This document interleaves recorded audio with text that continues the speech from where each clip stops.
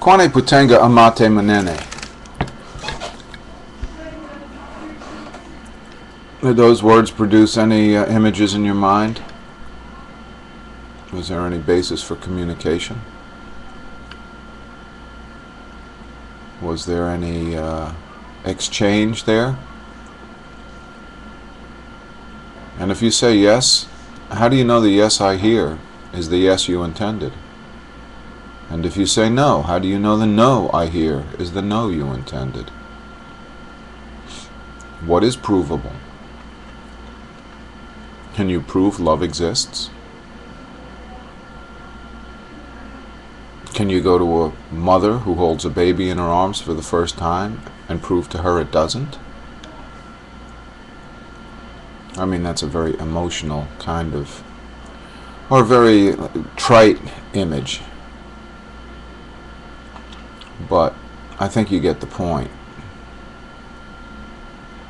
We are led by so many things that have no provable, or scientifically provable, if you will, reality.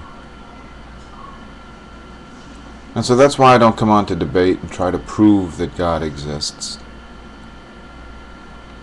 One either believes he does or doesn't. There's no list of reasons that one can give another that will ever prove the reality of God.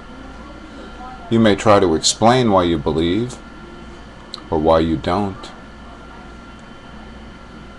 I think Hamlet said something is neither good nor bad, but thinking makes it so. Do men think? How do you prove that men think? It becomes a quagmire, doesn't it? This gap between you and I, or it can be.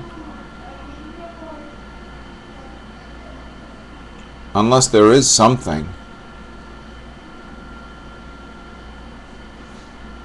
at the heart of everything that is objectively true, from which all other communication can develop. Even take the issue with sanity, which some of you, I'm sure, are very willing to contend I do not possess. But if I didn't, would I know it?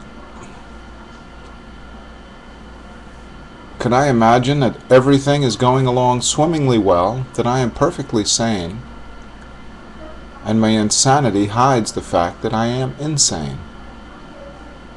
I think that people are reacting to me in a certain way, when in fact they perceive me in a completely different way and are reacting in a different way. Am I really in this room I imagine myself to be in, or I believe myself to be in, is a better thing to say? Or is it just that I'm imagining that I'm speaking into this camera in this corner of this little room? How do I prove it? How do you prove I'm not? Or I am? So all we're left with ultimately is ourselves and what we believe.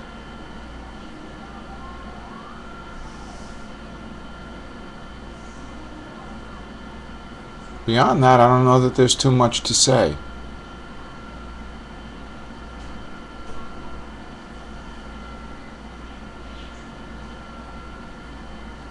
God is my Father. I'm glad to say that.